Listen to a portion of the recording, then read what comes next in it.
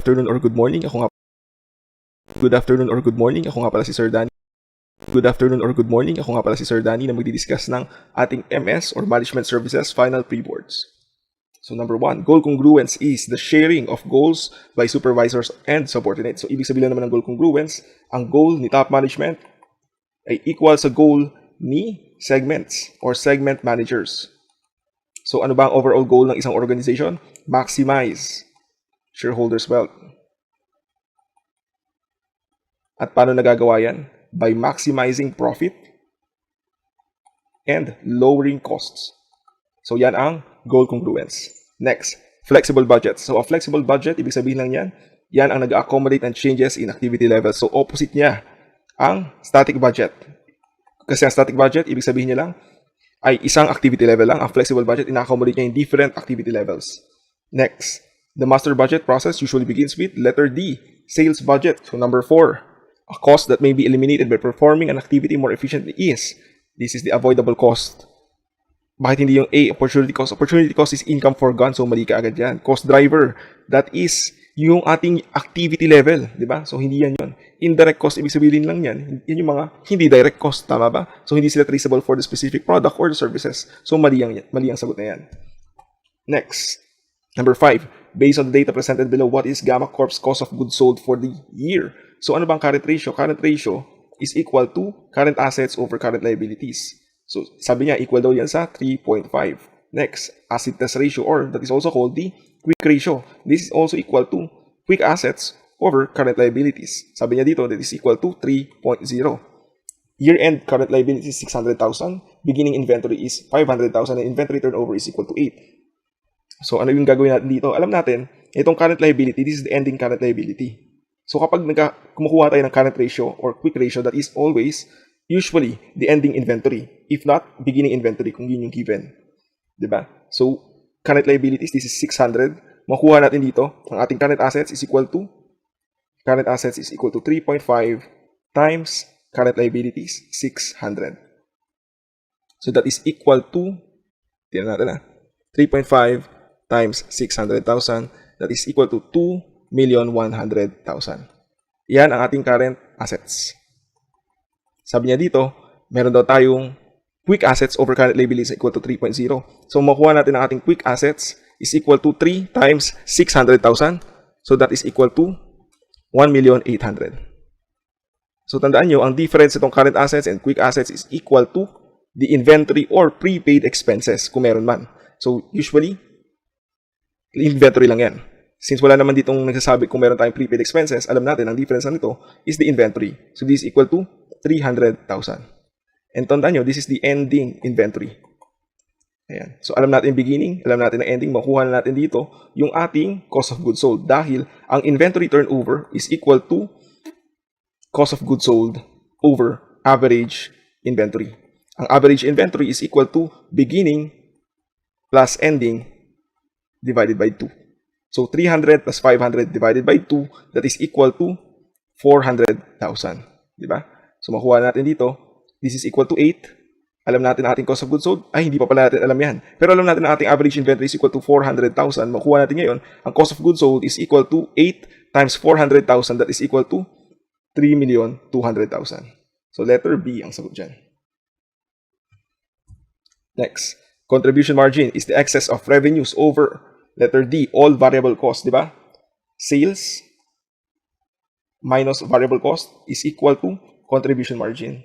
So, yan. Lahat ng variable cost that is manufacturing and selling and administrative. So, lahat yan. Next, Linco is buying a machinery. It expects to increase annual operating income by 40,000. The initial increase in the required investment is 60,000 lang pala.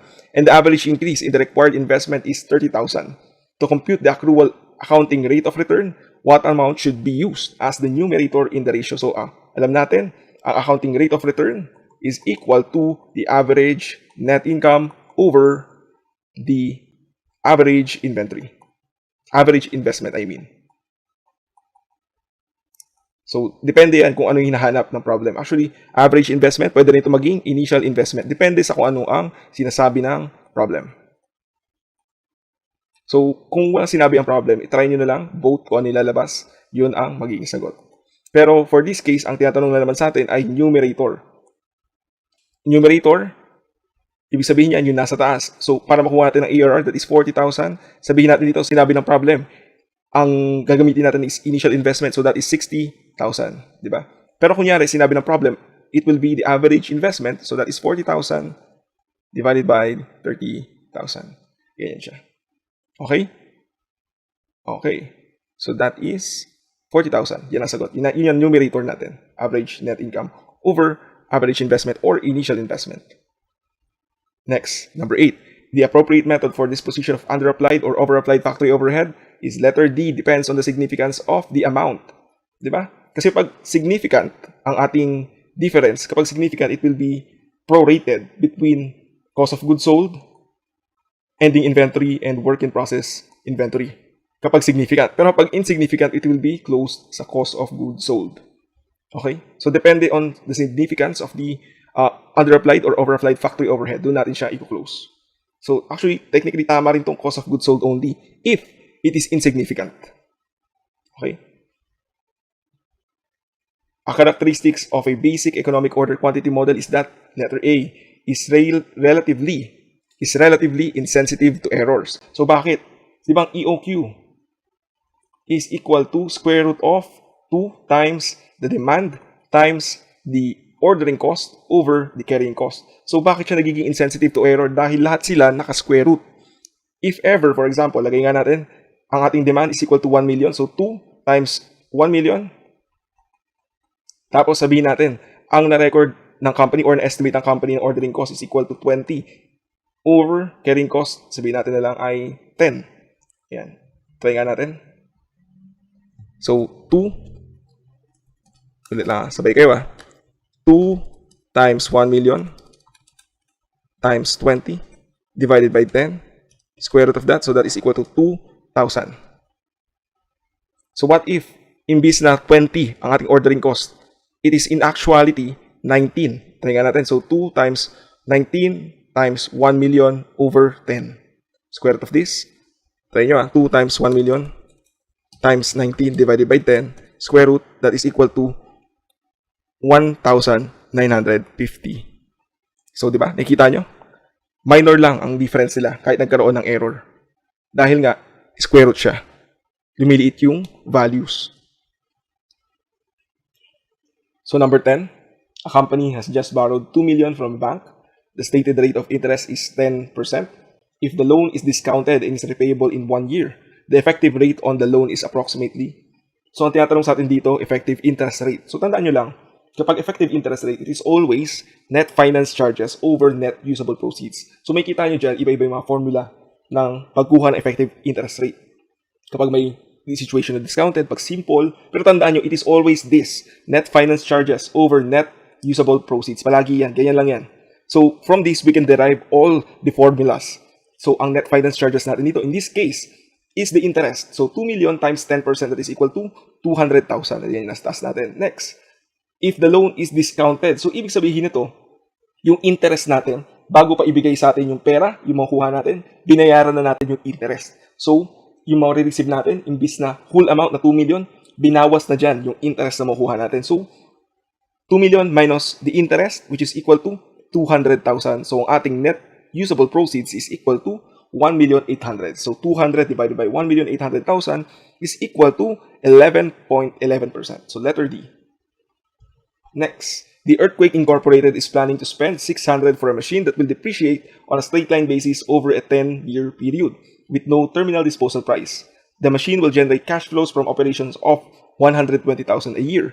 Ignoring income taxes, what is the accounting rate of return on the net initial investment? So, tandaan nyo mag-ingat kayo kung ano yung sinasabing method sa ating accounting rate of return. It can be net initial investments or average initial investments. So, gagawin lang natin dito, kukunin natin ang cash flow. So, alam na natin na cash flow is equal to 120,000 a year. At tandaan nyo, accounting rate of return ay hindi cash flow ang ginagamit natin. This is the only capital budgeting technique na hindi gumagamit ng cash flows. Kasi this is average net income over the initial investment in this case. Diba? Initial investment yan. So, alam natin ang ating net income. Actually, hindi pa pala natin alam. So, i-derive natin siya. Tandaan nyo, net income plus the depreciation is equal to the cash flow. So, para makuha natin yung net income, i-work back lang natin. Ano ba yung depreciation natin? So, 600,000 divided by the 10-year life, ang depreciation natin is equal to 60,000. Tandaan nyo, kasi ang net income, para makuha yan, di ba? That is yung sales, tapos i-deduct natin dyan yung ating mga expenses, di ba? So, yung cost of goods sold, i-deduct natin yan dyan, pati ating OPEX. Tandaan nyo, na i-deduct natin dito sa OPEX, yung depreciation. Kung na-deduct natin yung depreciation, pero di ba, ang depreciation, it is a non-cash expense. Ibig sabihin, walang cash flow na kasama dyan sa depreciation. Assuming na walang tax, ha? Walang cash flow na related sa depreciation. Assuming na no tax effect. So, ibig sabihin na to, kailangan natin ibalik yung depreciation sa net income para makuha ang cash flow. So, para i-work back naman natin para makuha ang net income, kailangan natin i-deduct ang depreciation sa cash flow. So, this. Nakuha natin depreciation, 600,000 divided by 10. So, 120 minus 60,000 is equal to the net income of 60,000. So, net income divided by the initial investment, which is 600,000, makuha natin ang ARR or accounting rate of return based on net initial investment na 10%. Next, return on investment may be calculated by multiplying total asset turnover. So, tandaan nyo, this is the DuPont model. DuPont model ang gagamitin natin dito. ROI is equal to total assets turnover. So, that times the profit margin. So, bakit nangyari yan? Di ba ang ROI, tandaan nyo, ang ROI is equal to the net income over assets. Di ba? Say assets or investments, so kung ano man yung given, so that's the same. Net income over assets. So para makuha yan, we can use total assets turnover. Ano ba yung turnover? So palagi yan sales, di ba? Usually sales over assets. Profit margin, this is equal to net income over sales. So pag pinag-multiply natin ang total asset turnover sa ating profit margin, magka-cancel out itong sales. So, matitira net income over asset, which is equal to the ROI. Yan ang DuPont model. Next, if the government were to use only fiscal policy, tandaan nyo, fiscal policy, to stimulate the economy from a recession, it would lower consumer taxes and increase government spending. Tandaan nyo, pag fiscal policy, dalawa lang yan. It's always taxes and government spending. Palagi yan. Yan lang ang pwedeng gawin ng fiscal policy. Taxes and government spending. Actually, may isa pang tama dito eh. Increase the money supply and increase government spending. Same lang din ang magiging effect niyan. It will be helpful in case of a recession. Pero tandaan nyo, ang tinatanong is fiscal policy. Increasing the money supply is a monetary policy. So, hindi siya magiging tama. Ang difference nila, ang fiscal policy that is dictated by the national government. Pag monetary policy, ang nagdidictate niyan is the BSP, ang ating Bangko Sentral ng Pilipinas. Okay? So, ano bang effect ng lowering consumer taxes and increasing government spending? Pag tayo ay naglo-lower ng taxes, ibig sabihin yan, mas malaki ang take-home ng mga consumers, yung ating mga workers. Ibig sabihin yan, mas lumalaki yung pera na hawak nila. Tandaan nyo, pag tayo ay nagkaroon ng lower tax, tapos nagkaroon ng increase in government spending, ano ba nangyayari pag nagkakaroon ng government spending? Ang government spending kasi, it is in the form of, usually, transfer payments. Yan yung ayuda, yan yung tulong sa ating industries. It can be in the form of subsidies, transfer payments, purchases of goods and services from different businesses, and also getting workers, di ba? Kasi ang gobyerno, may mga tao rin yan. So kapag nagkakaroon ng increase ng government spending, mas nai-stimulate ang ating economy. At nagkakaroon ng direct transfer from the government to the consumers ng ating pera. Okay? So tandaan yung effect ng lower taxes and higher government spending ay, syempre, kapag bumaba ang tax, tapos tumaas yung spending, bababa yung cash ng meron ang government.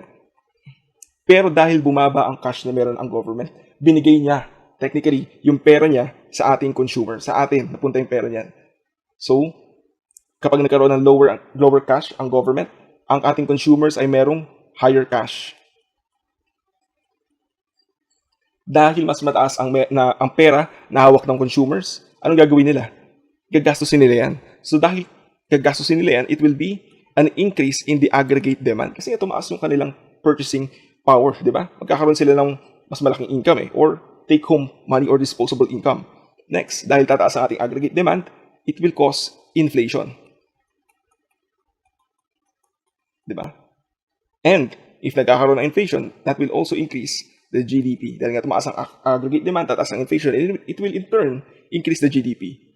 So, yan ang mangyari. So, ang recession kasi, this is a downturn.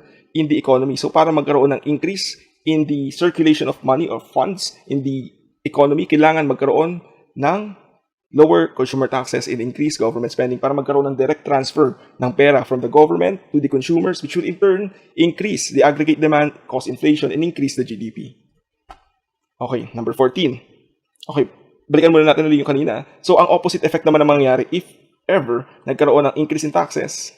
Syempre, malalaki yung collection ng government niyan. Tapos kapag nagkaroon siya ng lower spending, ibig sabihin niyan, tataas ang pera ng government. Kapag tataas ang pera ng government, yung consumers, bababa yung kanilang take-home cash. Dahil nga, lumaki yung collection sa kanila ng government di ba? Dahil bumaba ang ating take-home cash or disposable income, bababa aggregate demand. Dahil bababa aggregate demand, bababa ang inflation. Dahil nga walang bumibili, di ba? Dahil walang bumibili, bababa ang ating GDP. Opposite effect sila. Next, number 14. Chelsea Company manufactures a computer component. Currently, the cost per unit consists of direct materials of 20, direct labor of 200, variable overhead of 100, and fixed overhead of 160. Adrian Company approached Chelsea with an offer to sell 4,000 units of the component for 440 per unit. If Chelsea accepts the proposal, 1 million of the fixed overhead will be eliminated. Should Chelsea make or buy the component? So, ganito lang gagawin natin dyan. This is relevant costing. Kunin natin lahat ng variable cost in production. So, that is 20 plus 200 plus 10. So, lahat ng variable cost is equal to 320. Multiply natin yan sa binibili na 4,000 units. So, 4,000 units times the variable cost, 1,280. Yan ang ating cost to make. Next, kukunin naman natin cost to buy. So, ang gustong bilhin ni Adrian kay Chelsea ay 440 per unit. Tapos, 4,000 units. So, 440 times 4,000 is equal to 1,760. Tapos, meron doon tayong avoidable fixed cost na 1 million. So, bababa ang ating cost to buy ng 760. Ito na ating cost to buy, 760. So, cost to make minus cost to buy, magkakaroon tayo ng benefit. Pag tayo ay bumili, tayo mas mababa ang ating cost to buy. Diba? So, that is 520 if we buy. So, magkakaroon tayo ng savings na yan. Letter B. Number 15. If the marginal propensity to consume is 0.4, a 30 million increase in spending will cause an increase in the GDP of 50 million. So, paano nangyari yan? Tandaan nyo, given dito, marginal propensity to consume. So, ang marginal propensity to consume is equal to the change in consumption over the change in income. So, yan. Change in consumption over change in income. Next, ang opposite naman nito is the change in savings over change in income. Kasi diba kung nagbabago yung ating pera, dadami din yung ating savings. Ibig sabihin din nun, magbabago rin yung ating consumption. For example, nagkaroon tayo ng increase ng sahod na 1,000. Yung sabihin natin dito, 600 dito, ay mapupunta sa ating savings.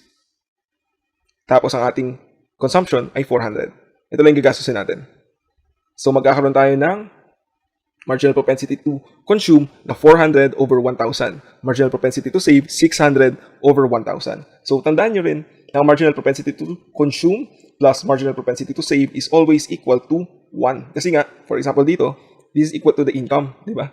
So palagi yan, yung income natin is equal to saving plus consumptions. So dito rin, makuha natin dito, di ba? 1 minus 0.4, makuha natin ating marginal propensity to save. Tandaan nyo rin, meron tayong spending multiplier. So lumalaki yung ating ini-spend na pera kasi this is actually 1 over 1 minus MPC or marginal propensity to consume.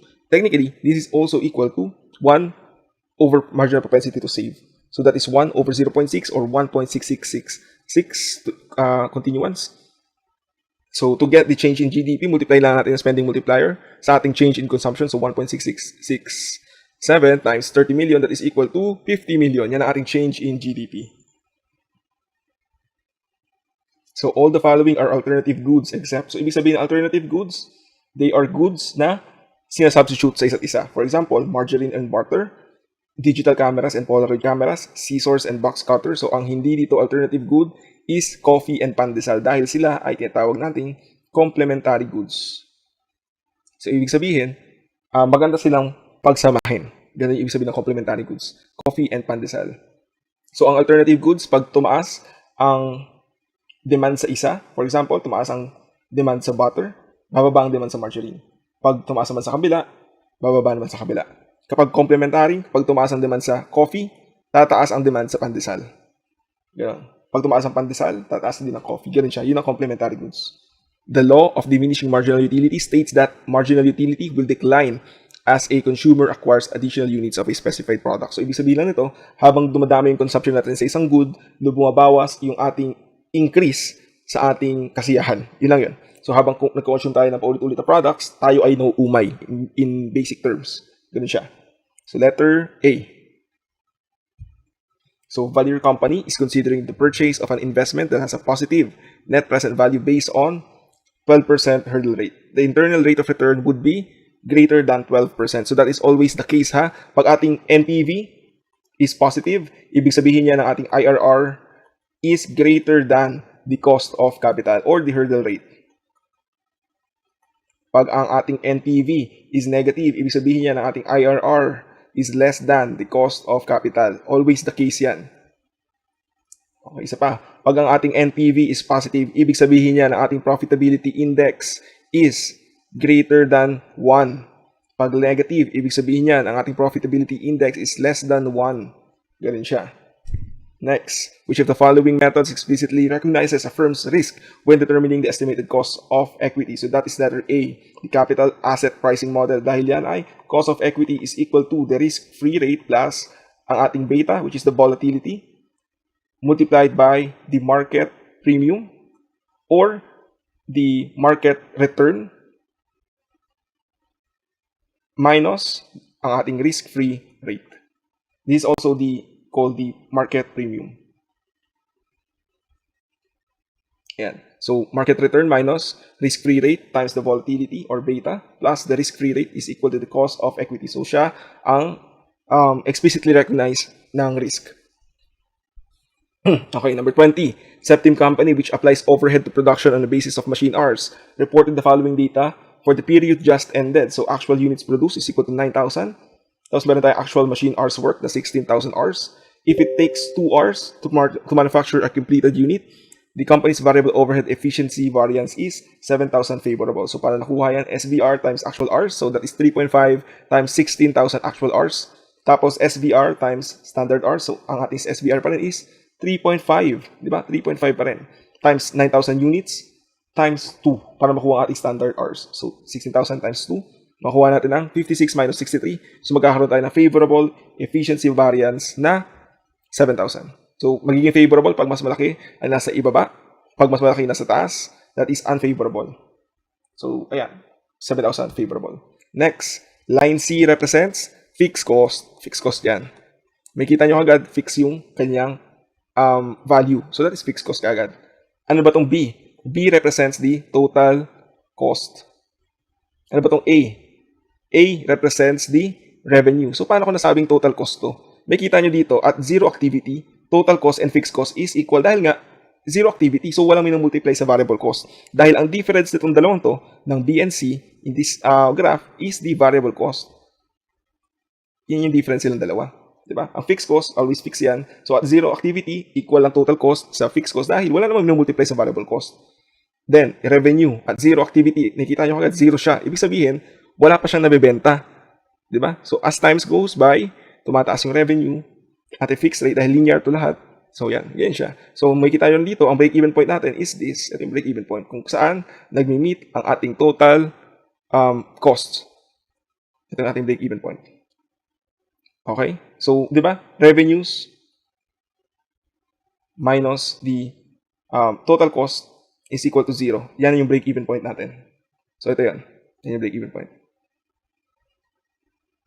Which of the following statement is true for a firm that uses variable costing? So, letter A, profits fluctuate with sales dahil ang ating sales minus the variable manufacturing cost. Diba? Ito yung ating cost of goods sold in this case. Ito yung ating COGS. Ayan yan. So, ito yung gross profit natin. Ayan siya. So, since nga variable cost yan, diba? May kita agad natin dito na kapag tumataas sa ating sales, tataas din yung variable cost and it's always a fixed increase. Kasi nga, technically, pwede natin gamitin dito sa variable costing ang contribution margin approach, which is sales minus variable cost manufacturing and variable cost selling and administrative. So, pero tandaan nyo dito, kapag tayo gumagamit ng contribution margin approach, hindi ibig sabihin nito na ang selling and administrative ay product cost. Ibig sabihin niya lang, siya yung dinideduct dito sa sales. Magkaiba pa rin yun ha. Ang papasok lang sa inventory natin ay yung variable manufacturing cost. Pero for contribution margin approach, ito siya. Sales minus variable cost na manufacturing and selling and administrative. Pero tandaan nyo, always naman, ang selling and administrative natin is an OPEX. Okay? So, yan. Diba? Makikita nyo dito na ang ating contribution margin minus fixed cost. Diba? This is equal to the operating income. So, kapag nagbabago itong nandito sa taas, itong controllable portion, itong sales minus variable cost, which is equal to the contribution margin, pag nagbabago yan, nagbabago rin itong operating income at a fixed rate, which is yung changes sa ating contribution margin. Diba? So, always yan. Profit fluctuate with sales. Next, in general, it is more expensive for a company to finance with equity than with debt because investors are exposed to a greater risk with equity capital. So, paano ko ipoprove sa inyo yan? Naaalala nyo ba sa liquidation nyo? Kapag tayo ay nag-liquidate ng company, ang ating mga creditors ay nauuna bago bigyan ng pera ang ating shareholders. So, ibig sabihin nun, pag nag-close ang isang business, most likely makaka-receive ng funds or assets ang ating creditors bago mabigyan ang ating shareholders. So, yung residual lang talaga ang makukuha ng ating shareholders. So, expose sila at a greater risk. Dahil kapag nagkaroon ng bankruptcy ang isang business, most likely, mababa ang marireceive nila if wala, di ba? Okay, number 24. In equipment replacement decision, which of the following does not affect the decision-making process? So, which of the following does not affect the decision-making process? So, ano daw ang ating sunk cost or irrelevant costs? So, ang ating sunk cost dito is the original fair market value of the old equipment. So, bakit? Bakit? Ano bang mangyayari pag nalaman natin original fair market value ng old equipment? Relevant pa ba siya? Hindi na, di ba? Hindi naman natin siya bibilhin uli. So, hindi na relevant yan. So, paano naging relevant ng current disposal price of the old equipment? Dahil, that will be a deduction sa ating net initial investment, di ba? Cost of the new equipment, that will be increase sa ating initial investment. Kasi nga yun yung kinukuha natin eh. Operating cost of the new equipment. Bakit? Dahil iyan ay makaka-apekto sa ating operating cash flows. Alright, number 25. A company with 4.8 million in credit sales per year plans to relax its credit standards, projecting that this will increase credit sales by 420,000. A company's collection period for new customers is expected to be 75 days, and the payment behavior for the existing customers is not expected to change. Variable costs are 80% of sales. The firm's opportunity cost is 20% before taxes. Assuming a 360 days year, what is the company's benefit or loss in the plan change in credit terms? So, meron tayong existing current credit sales na 4.8 million. So, magkakaroon daw ng increase na 720. So, 4.8 million plus 720, makuha natin 5,520,000. So, ang variable cost, this is equal to 80% of sales. So, 4.8 million times 80% makuha natin dito yung ating variable cost na 3,840 and 4,416,000. So, ang difference nila is 576. Or actually, this is 720,000 times 80%. Diba? Kasi 80% yung variable cost na related dun sa increase natin. So, that is another way of solving it. Next, meron daw tayong average collection period na 75 days and the payment behavior for existing customer is not expected to change. So, sabihin lang natin dito na ang ating current collection period and ang ating proposed collection period is also the same, 75 days. Diba? So, hindi daw nabago eh. So, 75 days pa rin. ART is equal to credit sales over average AR. Diba? And ACP, this is equal to 360 over AR turnover. So, alam natin na meron tayong average collection period of 75. So, kung 75 yan, makuha natin yung ART is equal to 360 over ACP. Diba? So, 360 over 75, that is equal to, actually, this is 4.8 Nag-round off lang yung nasa, yung nasa Excel. So, 4.8 to. 4.8. Okay? 4.8 ang ating ART or AR turnover.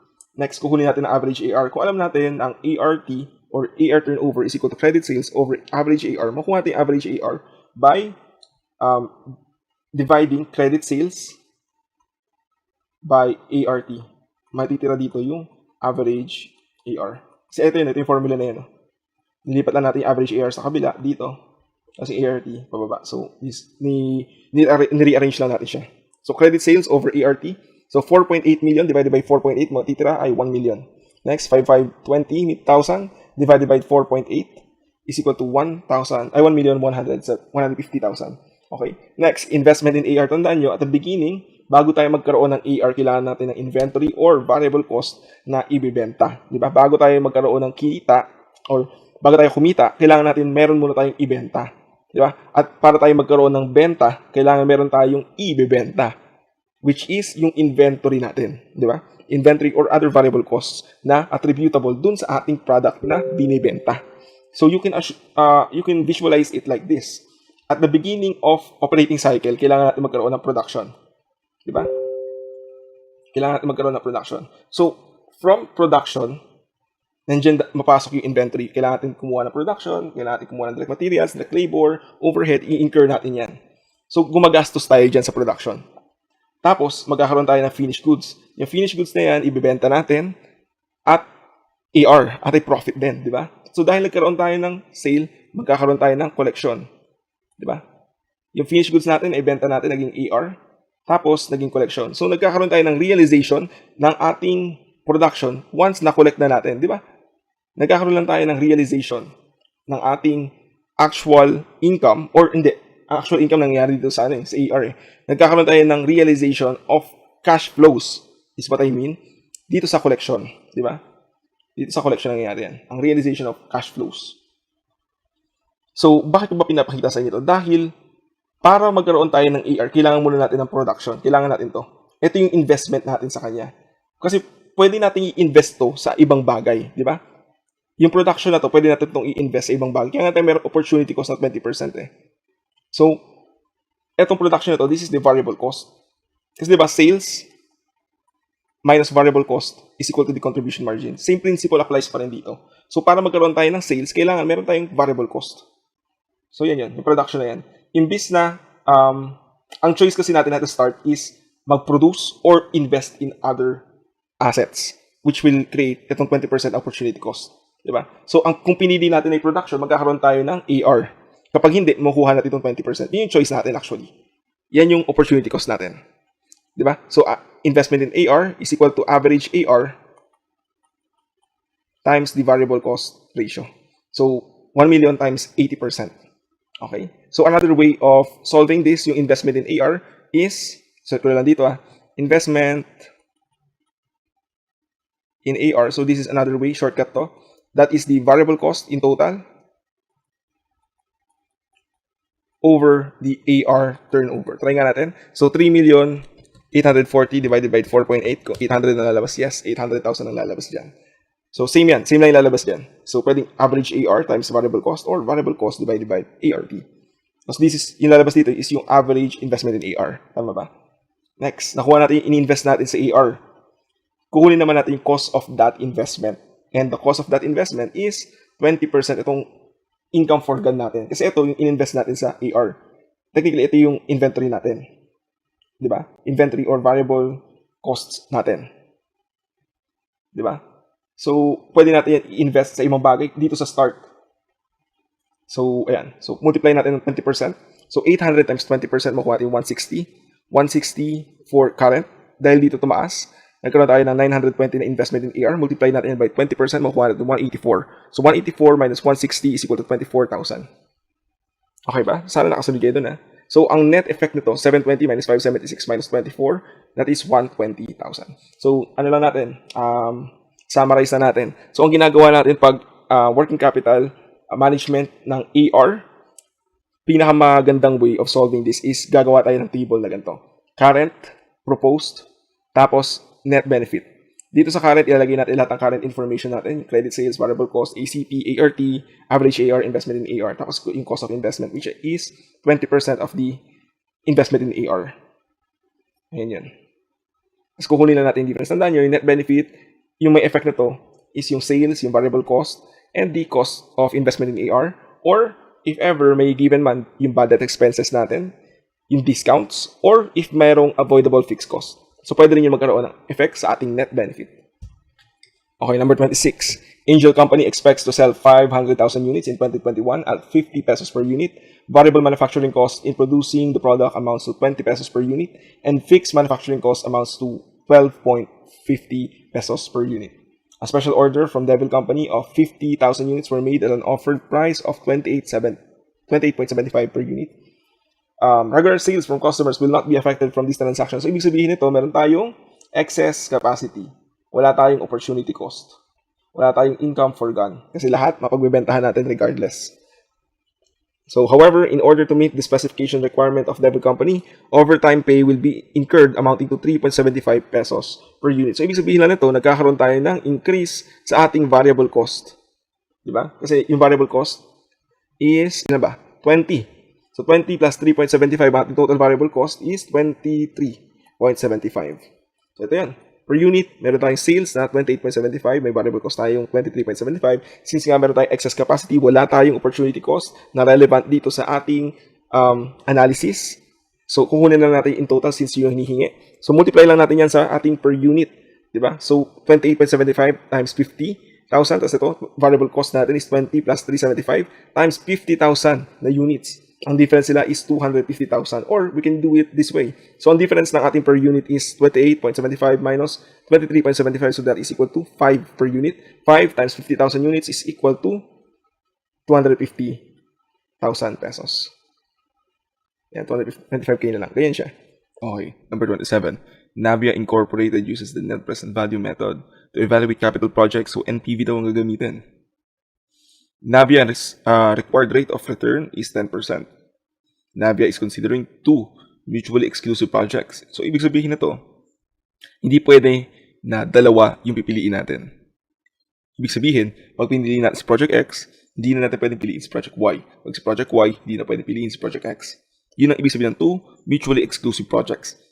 Ang opposite naman nito, yung independent projects. Ibig sabihin, pag pinili si X, pwede pa rin natin piliin si Y. Pag pinili si Y, pwede pa rin si X. Ganun siya. Both projects requires an initial outlay of 120,000. So, itong initial investment nilang dalawa. And they're expected to have a useful life of 4 years. The expected after-tax cash flows associated with these projects are as follows. So, ayan, 40, 10, 20, 60, 80. Ayan. Assuming the adequate funds are available, which of the following projects options would be recommended that Navia management undertake? So, ano itong pipiliin ni Navia? So, gagawin natin dyan, kunin natin ang NPV ng dalawa, makuha natin 6,795 kay Project X, 5,340 kay Project Y. So, sino mas mataas? Si Project X. So, si Project X ang pipiliin natin. Project X only. So, Project X lang dahil nga mutually exclusive projects sila. Ibig sabihin, pag piliin si Project X, hindi pwede piliin si Project Y. Next, number 28. Zero-based budgeting forces managers to justify all expenditures at the beginning of every budget period. Yan ibig sabihin ng zero-based budgeting. Using CAPM, the required rate of return for a firm with a beta of 1.25, market return is 14%, and risk-free rate is 6%. So, ang hinahanap sa atin is the required rate of return, which is the cost of capital. Ano ba yun? Cost of equity is equal to risk-free plus beta times the market return minus the risk-free rate. So, that is equal to 6% plus 1.25 minus 14, times 14% minus 6%, which is equal to 16%. Diba? Kasi this is 8 times 1.25 plus 6%. Yeah, 8 times 1.25, that is equal to 10%.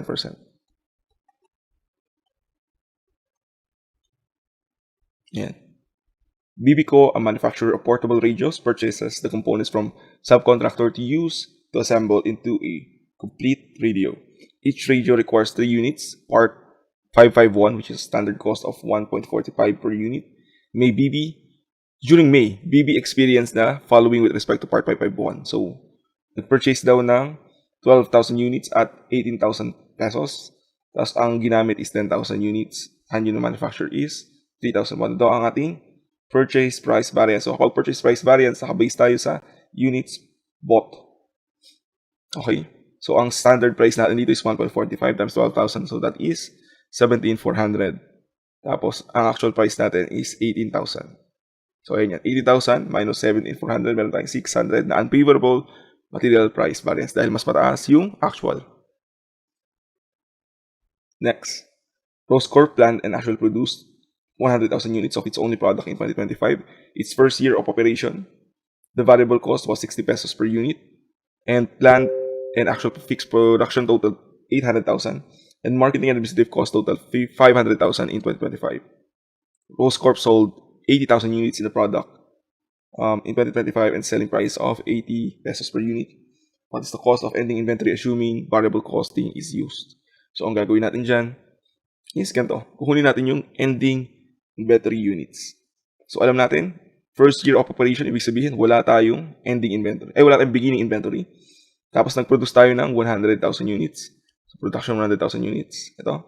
Tapos, nagbenta tayo ng, nabenta natin, 80,000 units. Yan. So, meron tayong ending inventory units na 20,000. Multiply natin yan sa ating variable cost na 60 pesos per unit. Makuha natin ang ending inventory na 1,200,000.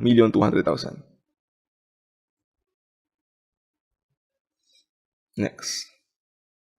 Listed below is the Northern Division of Gretel Company for the last year. Pag naka-encounter kayo ng ganitong problem, yung magkaiba yung pangalan, makita nyo Gretel, dito cancel. Assume nyo na lang na may nagka-mali dyan.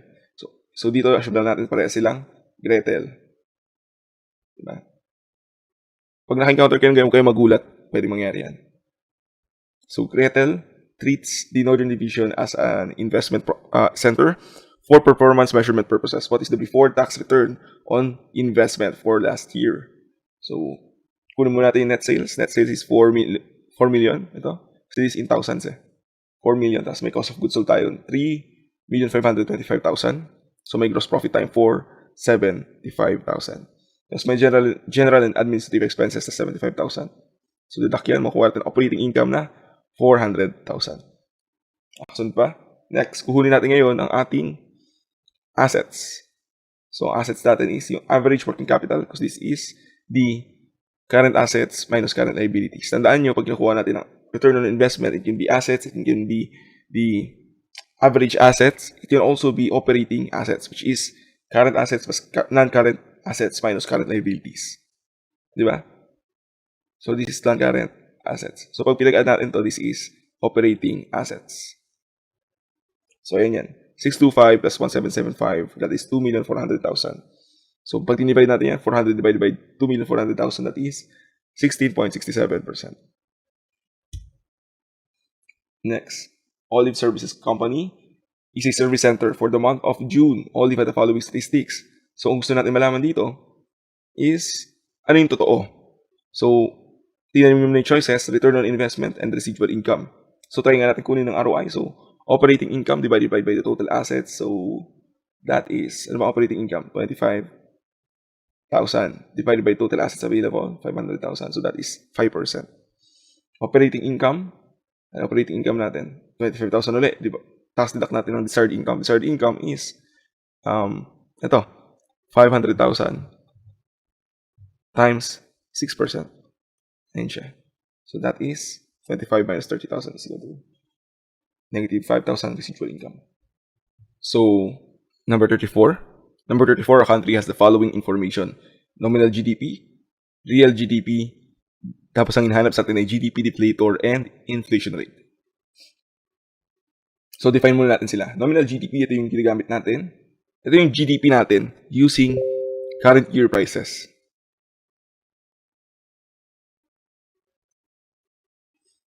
Itong real GDP, ito yung ating GDP using the base year prices.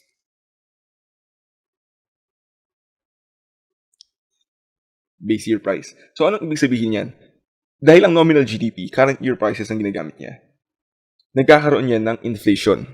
Diba? May inflation na kasama dito sa GDP na to. Sa real GDP, since nga base year ang prices niya, walang inflation na kasama dyan. So, always at the first year, tandaan nyo, ang ating GDP deflator is always 100. Bakit? Dahil ang GDP deflator is equal to nominal over real times 100. Palagi yan at the first year, palagi yung equal. So, that is 100 kagad. Alam natin yan. Next, GDP deflator. Kunin natin for the next year. So, 887 divided by 85, that is 104. 101.6 divided by 88, this is equal to 115. Next, inflation rate. So, ang inflation rate, palagi yan, parang changes lang yan. So, ang changes natin is 104 minus 100 yung previous year over 100. Yun yung previous year natin. So, this is equal to 4%. Next, dito na tayo sa 2027. So, ang inflation rate natin dyan is, in difference ng dalawa, which is 115 minus 104 all over 104. So, this is equal to 10.58%. Yan.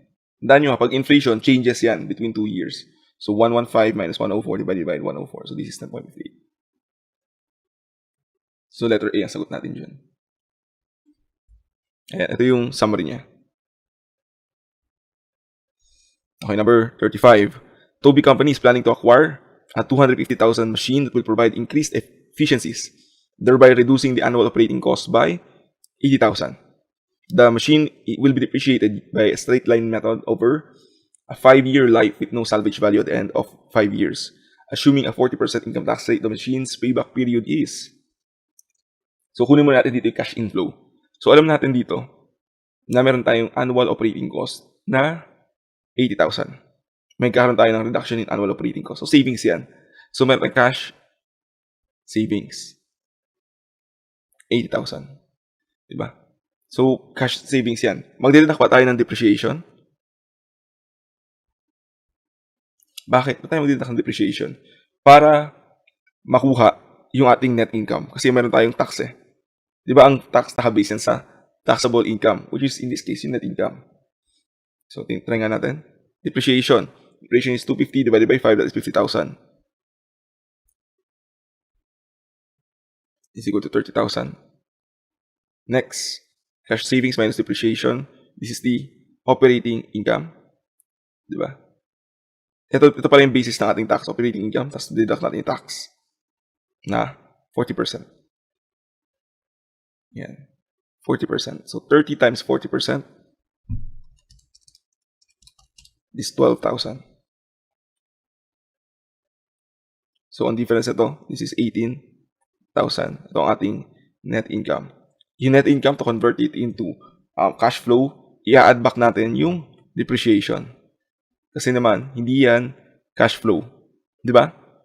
So, dinadak natin dito sa taas, ibabalik natin. Kasi naman, ang depreciation, mahalaga lang yan if meron tayong tax dahil nagkakaroon tayong tinatawag natin na tax savings. Diba? So, tingnan nyo net income plus depreciation, may cash flow tayo na 68,000. Pwede din siya makompute na ganito. Cash savings net of tax, yung 80,000, multiply natin yan sa after tax. So, 80,000 times 60%, 48, plus yung tax shield. Ano ba itong tax shield? This is the depreciation, which is 50,000, times yung tax rate na 40%. Add back natin yan. 48 plus 20, that is 68,000. So, ano ba itong tax shield? Itong tax shield, ito yung deduction in taxes na nakuha natin dahil nagkaroon tayo ng expenditures. So, in this case, that is depreciation. Diba? Kasi tingnan nyo, ano yung tax natin if walang depreciation? That is 80,000 times 40. Ito yun, yung kulang nila. So, 80,000 times 40. So, that is 32,000. 32,000 ang babayaran natin tax kung walang depreciation. Okay?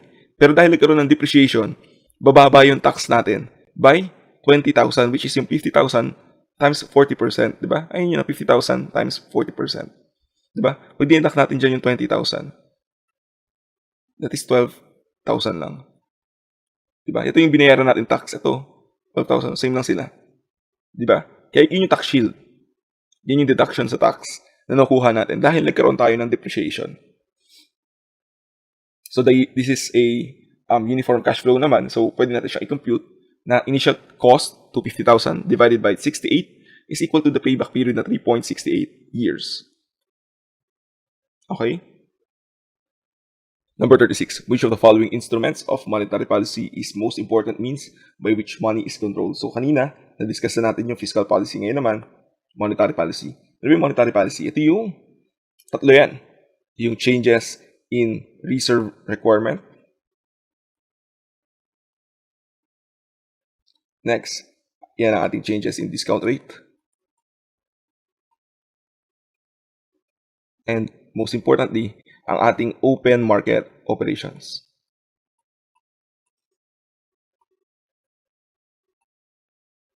para mas maintindihan nyo, kailangan muna natin gawin yung ating table or graph, I mean. So, this is interest rate. This is quantity of money.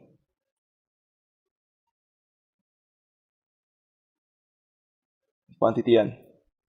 So, tandaan nyo, ang ating money demand is inverse related sa interest rate. Pag mataas ang interest rate, mas gusto natin iwan yung pera sa ating bangko. Ano ba yung money demand or quantity of money demand? Yan yung demand natin to hold cash. Yan yung demand to hold cash. So, ibig sabihin nun, mas gusto natin makahawak ng pera if mas mababa ang interest. Bakit? Dahil kapag mataas yung interest, iwan na lang natin siya sa bangko. Diba? Ayaw natin ng liquid cash. As much as possible, i-invest na lang natin siya sa ibang bagay. Ganun siya. Kapag mababa ang interest rate, mas gusto natin yan, hawak-hawak natin mismo, parang gagastusin na lang natin. Gagastusin natin sa ating business, gagastusin natin sa ibang consumptions, ganun siya. Ito yung ating money demand. Next. Sorry, imagine nyo lang straight line yan. Yan ang ating money supply. Ang money supply, yan ay sineset ni BSP at kinokontrol niya yan. Fixed yan palagi, kaya vertical line lang siya. So, ano ba yung monetary policy? Ito yan, yung tatlo. Reserve requirement, discount rate, open market operations. Dito muna sa taas. Reserve requirement. Ano ba operations ng bangko? Ang bangko, pag nag-deposit ka, for example, nag-deposit ka 1,000, bibigay mo sa bangko. Yung bank, required silang mag-hold ng certain percentage ng deposits mo. Yung bangko, sabihin natin, si bank gusto niya, nire-require siya ni BSP na mag-hold ng 10% reserve. So, yan yung ating reserve requirement. So, meron tayong 100 na may iwan dito. Tapos, yung 900 na difference nila ay ipang loan ni bank sa iba. Diba? Ganun yung operations ni bank. Yung perang papasok kay bank from depositors, ipahihiram niya yan sa iba. So, kumikita siya ng interest dun sa pinapautang niya, tapos nagbabayad siya ng interest doon kay depositor. Nagigets nyo? Yan ang operations ni bank. So, ginawa tong reserve requirement to prevent yung tinatawag na bank run. So, ano ba yung bank run? Yan yung lahat ng depositors ay sabay-sabay mag-withdraw. Diba? So, nangyayari kasi yan, if, for example, yung isang depositor ay hindi makapag-withdraw on time. So, gusto niya mag-withdraw. Diba, deposits on demand yan. Kung kailan gustong i-withdraw, pwede niyang i-withdraw. Pero tandaan nyo, pinapautang ni bangko yung pera niya. Paano kapag napautang ni bangko lahat ng pera niya? Wala na siyang pera dun sa bank premises niya. Ibig sabihin, wala na siyang maibibigay dun sa depositor in case mag-withdraw si depositor. So, ang mangyari, if, for example, isang depositor hindi makapag-withdraw, malalaman niya ng ibang depositors. At iisipin nila, hala, naubos na yung pera ng bangko, i-withdraw ko na. So, sabay-sabay silang mag-withdraw ng pera. In the end, kulang ang pera na hawak ni bangko na liquid cash. So, mangyari, pwede magkaroon ng bank closure. So, iniiwasan yan yung bank run. Kaya merong reserve requirement. So, ano bang nangyayari pag nagkaroon ng reserve requirement? Pag nagkaroon ng increase sa reserve requirement, ang nangyayari is bumababa ang money supply. Bakit? Dahil tataas yung nasa bank premises. Ibig sabihin, bababa yung pera na iikot sa economy, which is yung, sa example natin, itong 900 pesos. And yung iikot sa economy. So, isipin natin, di ba? From 10% naging 20%, magiging 800 na lang ang iikot sa economy. Ganun siya. Pag bumaba ang ating reserve requirement, syempre, tataas naman ang money supply. Ganun din sa discount rate. Pag tumaas ang discount rate, mangyari, bababa ang money supply. Pag bumaba ang discount rate, tataas ang money supply. Ano man itong open market operations? Ang open market operations, it is two things. It can be buy, it can be sell. Anong buy and sell? Buy and sell securities. Ito yung medyo kakaiba. Kasi pag ang buy, securities, ano ba yung nangyayari dyan? Si government bumibili ng security sa mga corporation. Bumibili siya ng corporate bonds, corporate securities. Yun yun. So, anong marireceive ni government kapag nag-buy siya? Marireceive niya yung corporate bonds. Ibibigay niya yung cash. So, ang effect nito, nag-i-inject ng pera si government sa economy. So, tataas ang money supply. Kapag nagsisell ng securities si government, ang ibibigay niya, bibigay niya securities, marireceive niya cash. Yung papasok sa kanya cash, ilalabas niya securities. So, anong nangyayari? Yung cash na dapat umikot sa economy ay napupunta sa premises or hawak mismo ni government. Kaya bumababa ang money supply. Ayan siya. So, ang pinaka-important sa kanila, tandaan nyo, ay ang open market operations dahil ito ang may direct effect sa economy. Direct effect siya. Kasi mismong yung corporations ang katransaction ni government and those have a direct effect. Diba? Ito kasing reserve requirement, discount rate, ang effect nito ay indirectly. For example, reserve requirement, hindi naman siya directly makaka-apekto sa money supply and kailangan mo nang magkaroon ng deposits, di ba? Hindi siya direct eh.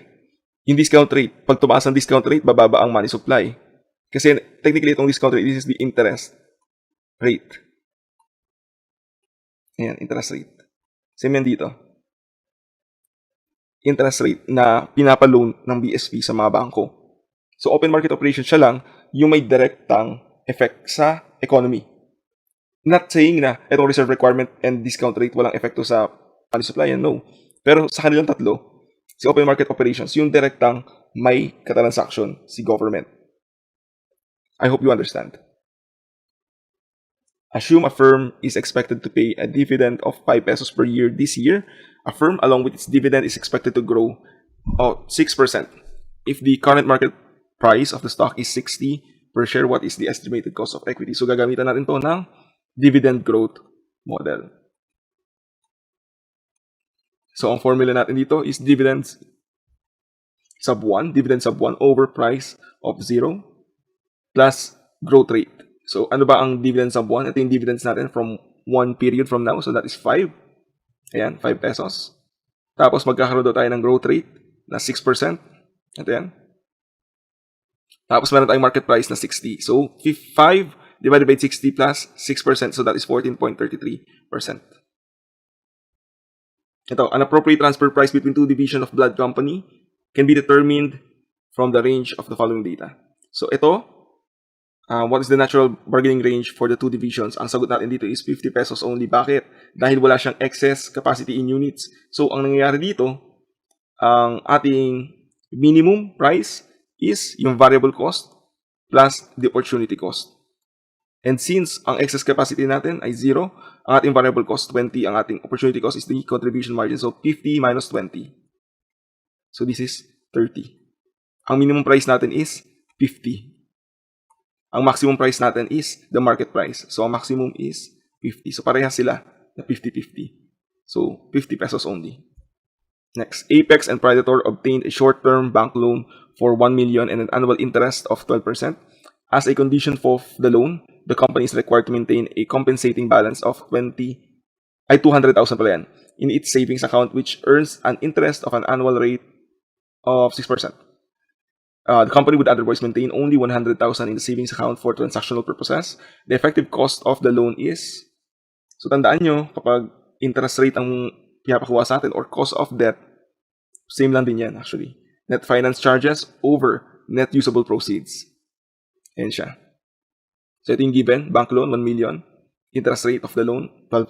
Compensating balance, 200,000.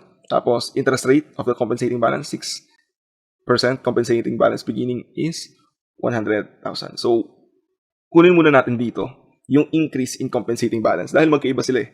Ang ending natin, kailangan mag-maintain natin ng 200,000. Pero meron na tayong 100,000 na iniiwan. So, paano nangyari? Ibig sabihin yan, may previous transaction na tayo doon sa bangko na nagre-require sa atin na mag-hold ng 100,000 doon sa bank account.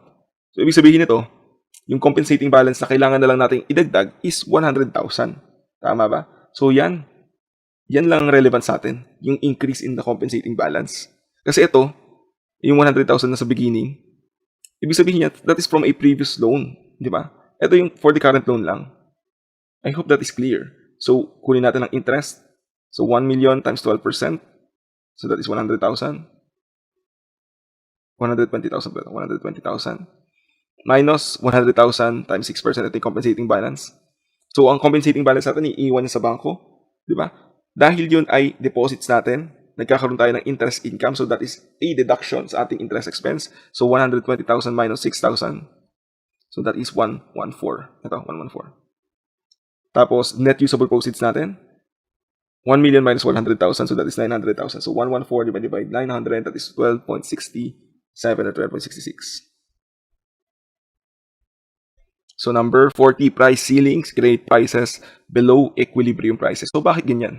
So tandaan nyo, gawa tayo ng ating curves. So this is the demand curve. Ito ang ating supply curve. Ito ang ating price. Ito yung ating quantity. So itong gitna nila, kung saan sila nagmi-meet, that is what we call the equilibrium. And this, kapag nasa taas, this is what we call the price floor. Pag nandito sa baba, this is what we call the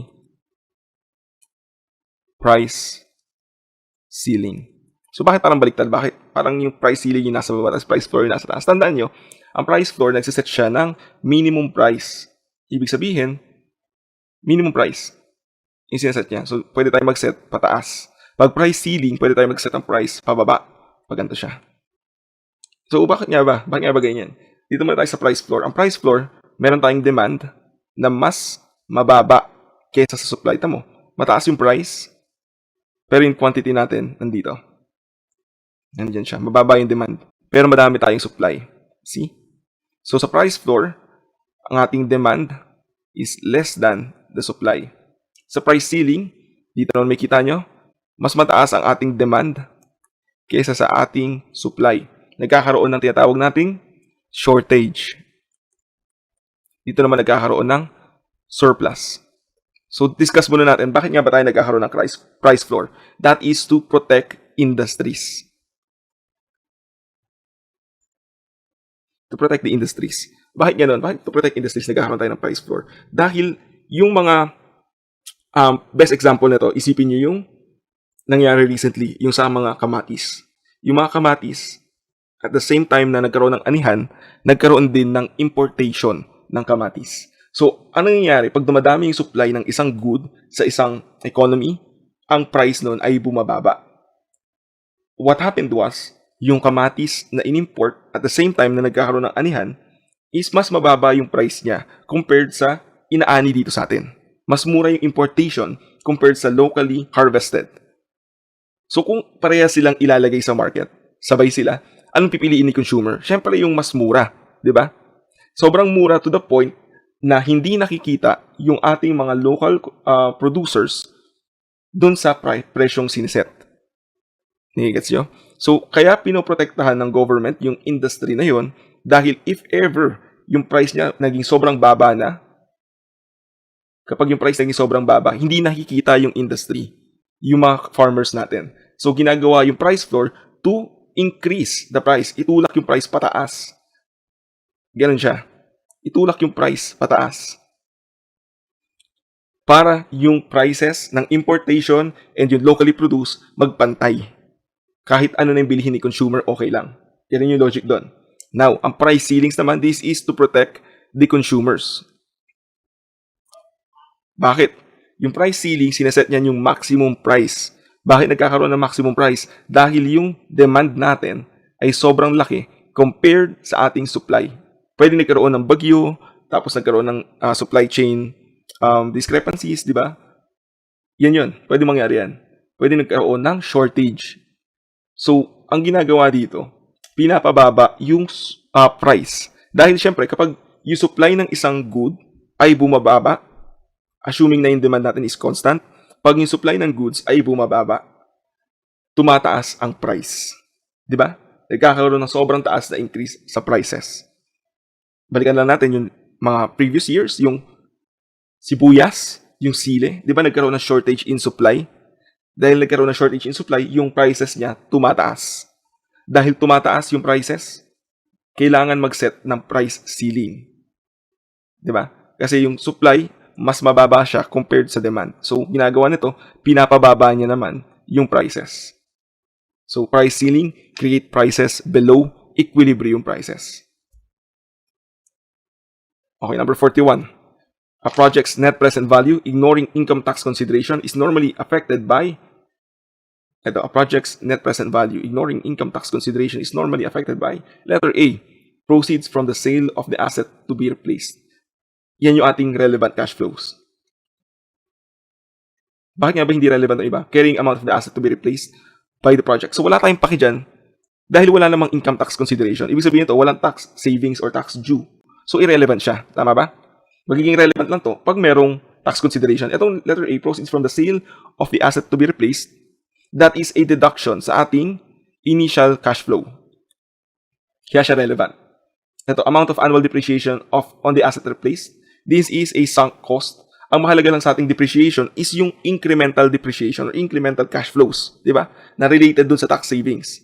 And yung depreciation, wala tong effect actually sa ating cash flows unless merong tax consideration dahil magkakaroon tayo ng tinatawag na tax savings. Since ignoring income tax consideration, parehas yan.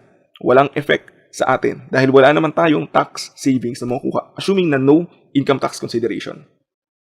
Okay, number 42. The standard direct materials cost to produce a unit of a product is 4 meters. 4 meters daw kailangan of materials at 2.5 meter.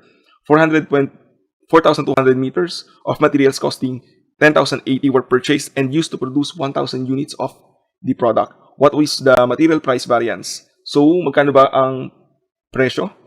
Ito yung cost, 10,080 pesos. Tapos kuhuli natin yung standard price. Standard price is 2.5 times 4,200 materials. So, ayan yan. Ang difference nila is 420. Favorable dahil mas mataas yung standard.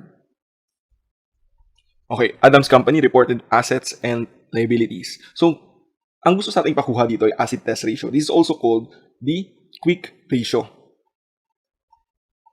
Ano nga ulit yung quick ratio? This is quick assets over current liabilities. Yan yung quick ratio. Ang quick assets, i-define muna natin. Yan ang assets na pwedeng gawing cash easily. Pwede siyang gawing liquid cash. Kaya quick ratio. So ano yun? Ito agad yun. Yung ating cash. Diba? Readily available yan. AR, pwede natin kolektahin yan. Marketable securities, pwede natin ibenta yan easily. Supplies on hand? No. Bakit? Bakit hindi pwedeng gawing cash as supplies on hand? Kasi that is a prepaid expense. By the nature itself, yung prepaid expense na yan ay hindi magiging cash. Tama ba? Ang adjustment entry niyan is expense, credit, supplies on hand. Ganun siya. Equipment, hindi rin yan kasi that is a non-current assets. How about inventory? Inventory is also not a quick asset. Bakit? Dahil parang inventory ay maging cash, kailangan mabenta muna siya tapos makolekta siya. Diba? So maraming steps. Kaya hindi siya quick assets. So yan. Yan tatlo. So 125 plus 25 plus 200,000, that is 350,000 divided by the current liabilities of 100. So 3.5 is to 1. Next. What is the sales if a company wants to earn a net income after tax of 487,500 if it has a variable cost ratio of 30%, total fixed cost of 2,500,000 and a tax rate of 25%. So meron daw tayong net income after tax na 487,500. So this is 75%, di ba? Of operating income. So para makuha ang operating income, you just divide 487 divided by 75. Ito, 487 divided by 75 para makuha natin yung buo, yung 100%, which is yung operating income, which is 650. Next. Yung fixed cost daw ay 2,500,000. So kung fixed cost ay 2,500,000, yan yung dinideduct natin dito. So, pwede natin siya i-work back yung contribution margin, 3,150,000. That is from 2,500,000 plus 650,000. Ayan. Next, sabi dito, variable cost ratio is 30%. Ibig sabihin yan, itong sales, 100%. Itong variable cost natin, minus 30%. Ibig sabihin, 70% itong ating CMR. Diba? Contribution margin rate. So, para makuha ang ating sales, we divide 3,150,000 divided by 70, which is equal to 4,500,000. Next, the B division of ABC Company has the following information for 2025. What was these divisions return on investment for 2025? So, makikita nyo dito, magkaiba sila ng pangalan, pero it will not affect naman ang ating answer. So, kapag ganyan, na-encounter nyo, pili na lang kayo, pero i-assume nyo na lang na parehas sila. So, sabihin na natin, this is letter B, B's division. Okay, next. Residual income given. So, kailangan natin makuha dito yung operating income dahil hindi siya given. Kasi, ang return on investment, in this case, is equal to operating income over assets. Diba? Yan siya. So, hindi natin alam yung operating income, pero madiderive naman natin siya. So, residual income 270. Makuha natin desired income 2 million times 10%. So, 2M times 10%. That is 200,000. So, operating income is 470. Kasi this is a deduction eh. So, para i-work back, that is 270 plus 200,000 is equal to 470,000. Next, makuha natin yung ROI, 470 divided by 2 million, that is 23.5%. Next, listed below are selected line items from the cost of quality report of Watson's product for the last month. So, what is the total prevention cost for last month? So, ang prevention cost lang natin dito is yung equipment maintenance. Ito. Dahil yan ay before production nangyayari. Itong rework, this is internal failure. So, nagkaroon ng defects bago pa mabenta. Tapos, iayusin muna natin bago natin siya mabenta. Itong product repair, naibenta na. Tapos, ayusin lang natin. Binilik sa atin ng customer, tapos ayusin natin. So, this is an external failure. So, letter B, yung equipment maintenance lang. Number 47. Pilgrim Corporation computed the following items from its financial records for the year. So, meron doon price earnings, payout, and asset turnover ratio. Tapos, ang hinahanap ay ang dividend yield. So, pag nakita kayo ng ganitong problem, isulat nyo kaagad yung formula nila. So, price earnings, sa pangalan nyo na kaagad, that is MPS over EPS. Di ba? Price over earnings. Payout. Ang payout, that is the dividend dividend per share, DPS, over, since this is a payout, this is EPS. Asset turnover, this is equal to sales over asset. Ayan siya. Ano ba yung dividend yield? Ang dividend yield ratio is equal to DPS all over MPS. Ayan siya. So, may kita nyo dito, ano yung gagamitin natin? So, disregard nyo na agad tong asset turnover. Panggulo lang siya. Kasi sales over asset yun. Wala naman tayong kailangan na asset dito. And wala naman tayong kailangan na sales. Ano yung meron tayo dito? Itong MPS and DPS. Ito yung kailangan natin. So, there's two ways to solve this. Una, yung DuPont model. So, alam natin na kailangan yung DPS yung nasa taas. So, we can say that DPS over EPS, this is the payout ratio. Payout ratio yan. Divided by the MPS over EPS. Bakit ko dinidivide? Kasi gusto ko yung MPS mapunta dito sa ilalim. Kasi di ba, pag nag-divide tayo, this is in effect DPS over EPS times EPS over MPS. So, anong nangyari dito? Ito MPS over EPS, this is the price earnings ratio, di ba? Ayan siya. So, if we divide this, magiging ganito. Magre-reverse silang dalawa. Babaliktad. So, we can cancel out EPS. Ang matitira, DPS over MPS. Okay? So, this is dividend yield ratio. In dividend yield ratio. So, in effect, pwede natin i-divide yung 0.6. So, 0.6 divided by 12. Makuha nating answer is 0.5. Ito, dividend yield or 5%. Okay ba? I hope that is clear. May isang way pa. So, alam nyo, ang gusto natin mangyari is DPS over MPS. We know that MPS over EPS is equal to 12, DPS over EPS is equal to 0.6. Tapos gusto natin mangyari is mag-equal sila. So, we can say that eto, doon sa taas, EPS is equal to MPS over 12. Tama ba? And we can say also dito na EPS is equal to DPS over 0.6. Di ba mathematics? Ang ginawa natin, nilipat natin silang dalawa. Yung EPS nilipat natin dito sa taas. Ito naman 0.6 nilipat natin dito sa baba. If you remember your algebra, ganyan siya. So, we can say now that MPS over 12 is equal to EPS. EPS is equal to DPS over 0.6. Parehas silang equal to EPS. So, we can say that MPS over 12 is also equal to DPS over 0.6. Diba? Ang gusto natin mangyari, DPS over MPS. So, pag kinross multiply natin to, yung dalawa, pag iswap natin sila ng pwesto, so that is 0.6 over 12 is equal to DPS over MPS. And that is also equal to 0.05, which is equal to dividend yield ratio. Ayan. Diba? So, I hope that is clear. Next, Children Company sells widgets. The companies break even at an annual sales volume of 75,000 units. The actual annual sales volume is 100,000 units. And the company reported a profit of 200,000. The annual fixed costs for the Children Company are, so alam natin dito, nag-sales break even tayo na 75,000 units, I mean. Tapos, nagkaroon tayo ng profit na 200 nung nagkaroon tayo ng sales na 100. So, we can say na ang change in profit,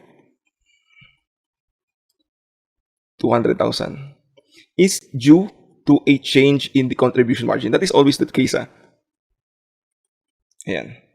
Diba, ang contribution margin, yan kasi yung variable Diba? That is sales minus variable cost. So, lahat ng changes sa ating profit is always due to a change in the contribution margin. Okay? So, nagkaroon din tayo ng change in units. Tandaan nyo, if we divide contribution margin divided by the change in units, which is 25,000 units, makuha natin dito yung contribution margin per unit na 200 divided by 25, that is 8. Diba? Yan ang ating contribution margin per unit. And at break-even point, ang ating contribution margin is equal to our fixed cost. So, yun na lang kunin natin. Since yun yung pwede natin makuha dito.